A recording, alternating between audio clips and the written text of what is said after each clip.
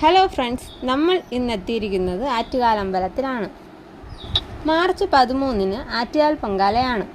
അതിനോടനുബന്ധിച്ച് ഇവിടെ നടക്കുന്ന കലാപരിപാടികളും സ്റ്റാളുകളിലെ കാഴ്ചയുമാണ് ഈ വീഡിയോയിലൂടെ നമ്മൾ കണ്ടുകൊണ്ടിരിക്കുന്നത്.